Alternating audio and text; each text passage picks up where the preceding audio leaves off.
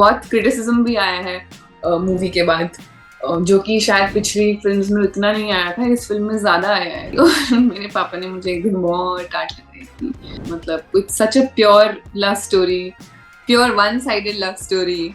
तो बहुत घबरा के मैंने ऑडिशन दिया था और बहुत खराब ऑडिशन दिया था। I mean these thoughts do cross your mind, honestly I won't lie, but मुझे लगता है हर चीज का एक टाइम होता है। उस टाइम पे जितना काफी लोगों ने उस टाइम पे भी मुझे मैसेजेस किए थे, वही ना, हर चीज का उस टाइम पे मे भी मेरे किस्मत में उतना ही लिखा था और आज थोड़ा ज्यादा लिखा है। मैं नॉर्मल कॉलेज जाती थी, एक दिन मेरे भाई के दोस्त ने कुछ पिक्चर्स खींच के किसी एजेंसी को भेज दी। मेरी टीम थी वहां पे, and Ranbir obviously, sir, everybody was very welcoming and very kind. Time schedule कुछ नहीं होता, आप बस सेट पे बैठे रहते हो पूरा time. Hi, this is Tripti Dimri and you are watching me on ENT live. Hi everyone, you're watching ENT Live. I am Divya and today I have with me, what should I say? Bulbul, Leila, Kala, Zoya or Tripti. Hi Tripti, how are you? All good. I'm good, how are you? I'm great. First of all, tell me what's the difference after the release of Animal? कैसा लग रहा है? बहुत अच्छा लग रहा है। I mean I am getting so much love from people which was completely unexpected. It was a beautiful surprise, and I'm just very, very excited and even more motivated to give my 100% in the next project that I do. And I think it's a wonderful feeling. I mean, you want people to watch your work and, you know, find a connect with the character, and I think that is something that has happened with Animal, and I'm very happy about it. Don't you feel जो difference अब आया है after the release of Animal, वो पहले आ जाना चाहिए था, मतलब after Kala और after Bulbul, where you have played lead roles to such a brilliant performance. I mean, these thoughts do cross your mind, honestly, I won't lie. But मुझे लगता है हर चीज का एक टाइम होता है। उस टाइम पे जितना काफी लोगों ने उस टाइम पे भी मुझे मैसेजेस किए थे, बुलबुल एंड कला also, I got a lot of you know love from people. इस बार और ज्यादा मतलब वो 4 गुना ज्यादा हो चुका है। और मुझे भी लगा था कि यार उस टाइम पे भी इतना ज्यादा होना चाहिए था, बट वही ना, हर चीज का उस टाइम पे मे भी मेरे किस्मत में उतना ही लिखा था और आज थोड़ा ज्यादा लिखा है। मे बी कल किसी और फिल्म में और ज्यादा होगा। तो I think there is no perfect timing for everything, जो जब होना होता है वो तभी होता है। And I am very happy, as long as it happens I am happy. as long as you're getting love, your people are, you know, watching your work, people are praising you for your work, it's timing doesn't really matter. And अभी अच्छा ही हो गया कि animal के बाद whoever's, you know, noticed me for the first time in Animal, they are going back and watching Bulbul and Kala, Yeah. which is again very special. I always wanted more and more people to watch those films, so that is happening, which is again a great feeling. And how's the feeling after becoming national crush?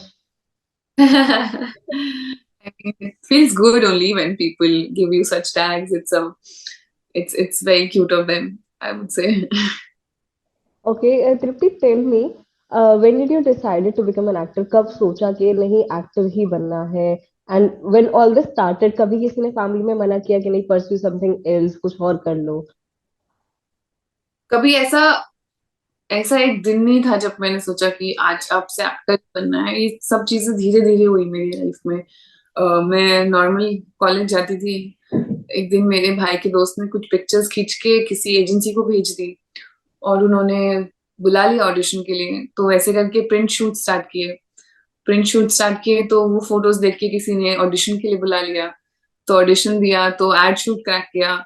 अब ads करते करते फिर किसी film की casting हो रही थी, तो उन्होंने अप्रोच किया और उन्होंने बोला कि फिल्म है। और मुझे याद है मैं बहुत घबरा गई थी जब मुझे फिल्म का ऑडिशन आया था, क्योंकि मैंने बोला कि मेरी फैमिली नहीं अलाउ करेगी मुझे।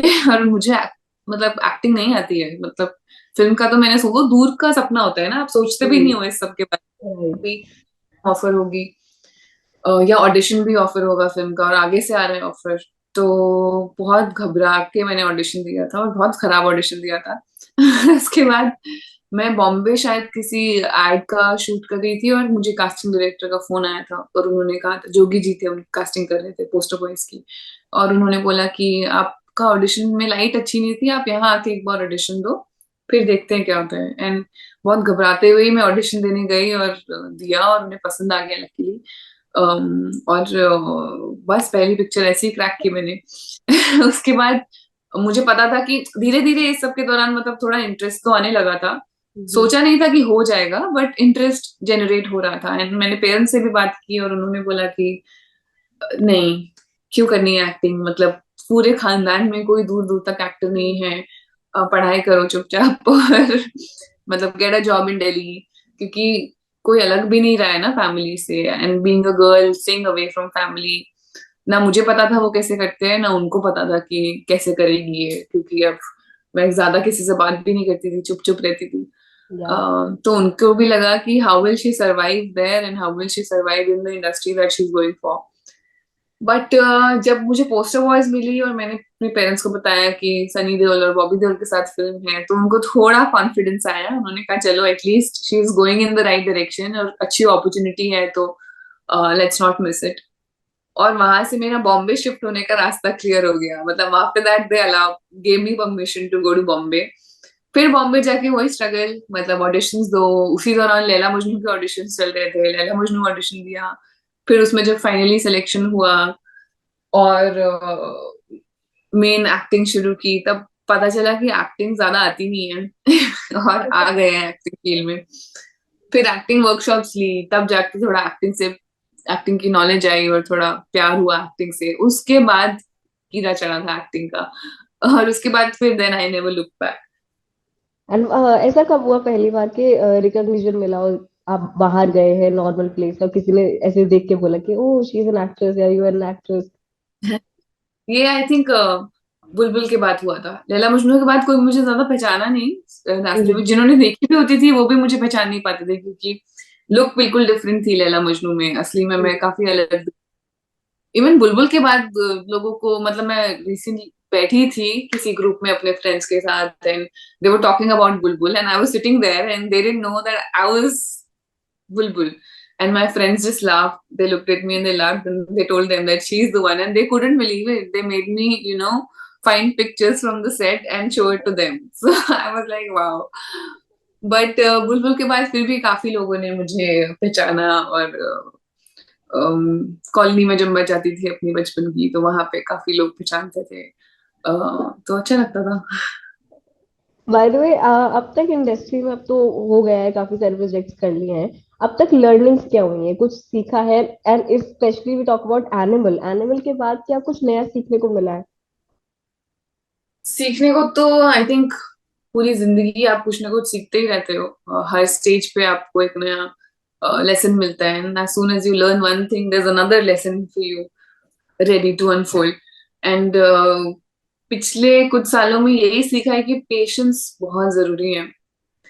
हमें घर बैठे लगता था, और मुझे खुद लगता था कि वाह क्या लाइफ है, एक्टर्स है, मस्त मजे हैं इनके तो, मतलब full glamour and this and that. But when you are actually in that position and you see the amount of hard work and amount of patience you need, hard work छोड़ो, hard work तो तब है जब काम है। जब काम नहीं है और आप घर पे बैठे हो, और पता नहीं है अगला काम कब आएगा, और वो जो डिफिकल्ट डेज से डील करना है, ऑडिशंस देने हैं,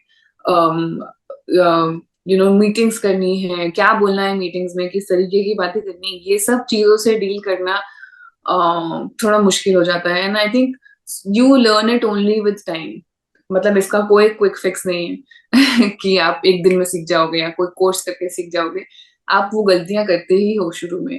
एंड लर्निंग्स मेरी यही है कि आप कोई भी गलती करो तो don't take it too personally, क्योंकि there will come a time where you will grow out of it and you will do well, and just give your 100% in that particular moment. Like आज भी मुझ में काफी चीजें होंगी जो मैं अच्छे से नहीं कर पाती हूँ, but I just try and make sure that I give my 100%।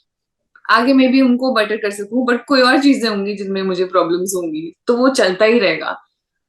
Animal के बाद लर्निंग ये रही है, जो कि मैं अभी भी कोशिश कर रही हूँ सीखने की बहुत क्रिटिसिज्म भी आया है मूवी के बाद, जो कि शायद पिछली फिल्म्स में इतना नहीं आया था, इस फिल्म में ज्यादा आया है। तो शुरू में मुझे थोड़ा बहुत डिस्टरबेंस हो रही थी कि यार why are people attacking me, और थोड़ा डिफिकल्ट हो जाता है उन चीजों से डील करना, because everybody is, all of us are sensitive as human beings. कोई भी किसी के बारे में, अपने बारे में कुछ बुरा नहीं सुनना चाहता और बुरा नहीं पढ़ना चाहता। And you are more vulnerable when you're in a field like acting because you're open to so many people.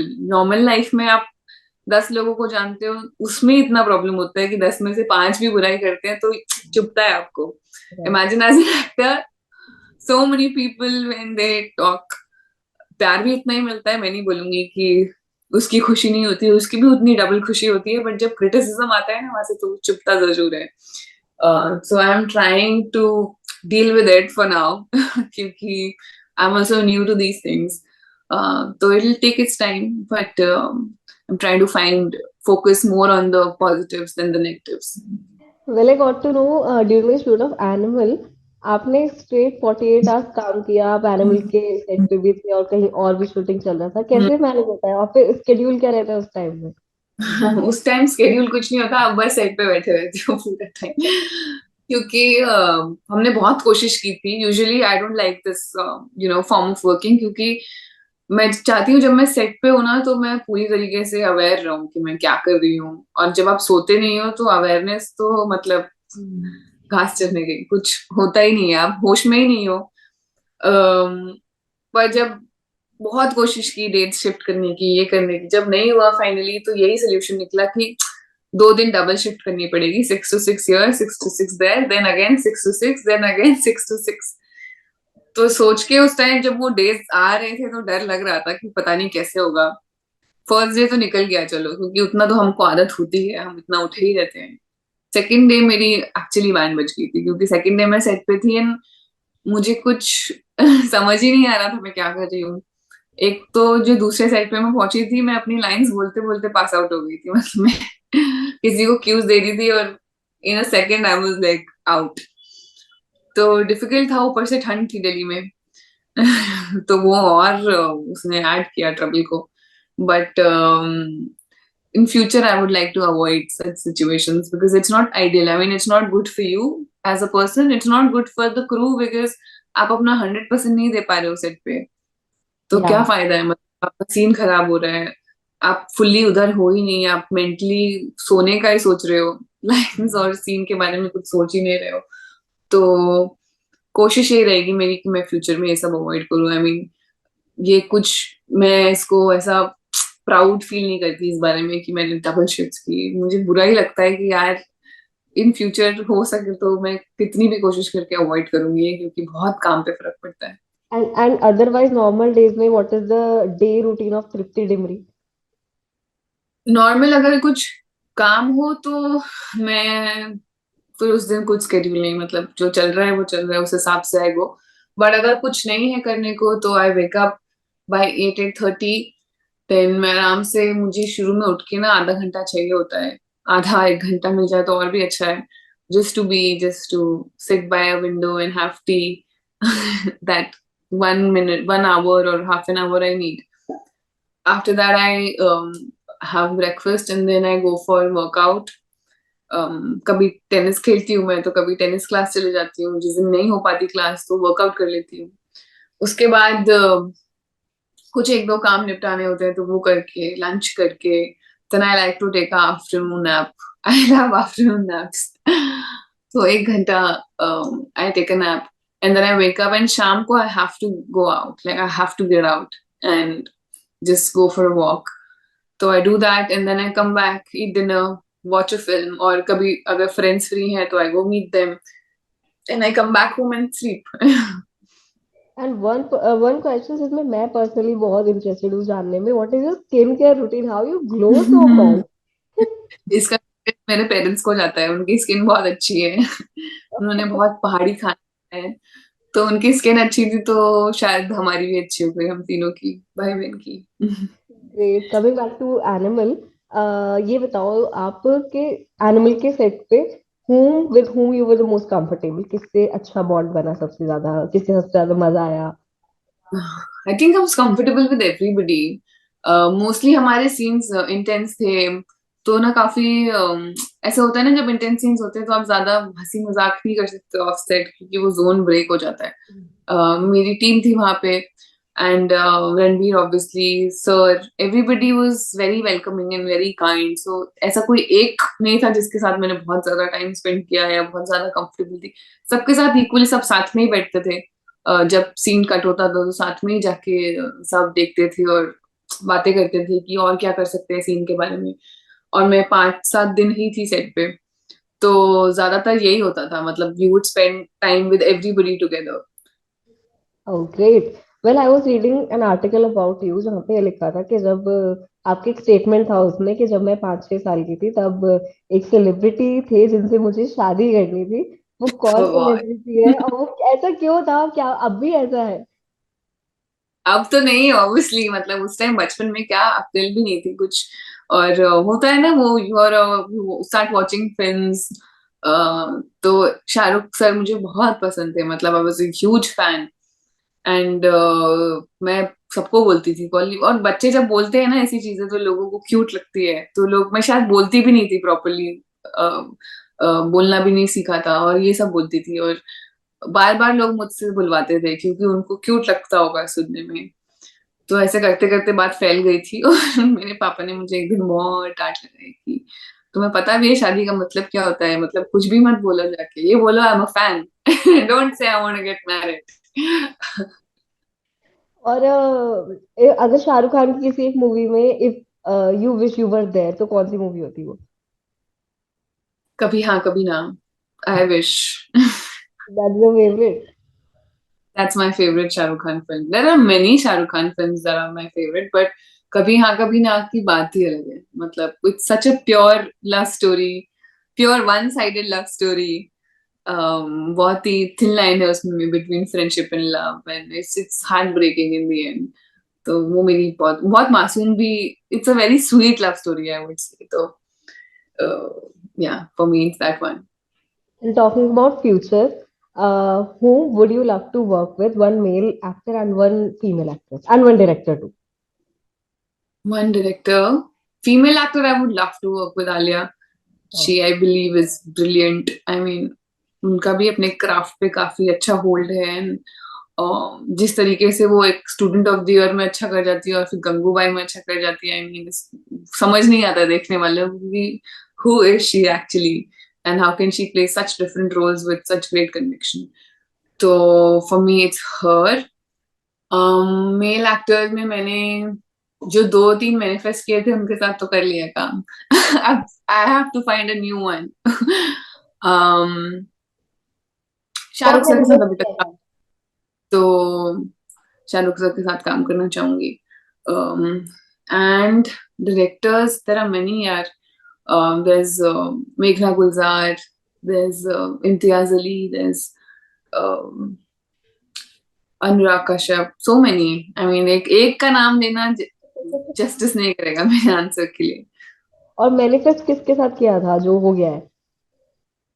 Manifest मैंने किया था विक्की के साथ, आरके के साथ, and luckily I got an opportunity to work with both of them, they are such brilliant actors. तो yeah, Lovely. Anyway, let's wrap up the interview with my last question. When are we going to see you again on the screens and with ENT Live doing another interview? What's the next project? the next project, I can only say that you'll see me soon on screen, like second, yeah, very soon, next year, 2024. Great. Okay, Tripti, can you please keep watching ENT Live? Hi, I'm Tripti Dimri. Hi, this is Trupti Dimri, and you're watching me on ENT Live. Lovely. It was great talking to you. Wish you Thank luck you. for your next projects. Thank you so much. Okay, Tripti. Bye bye. Bye. Thank you.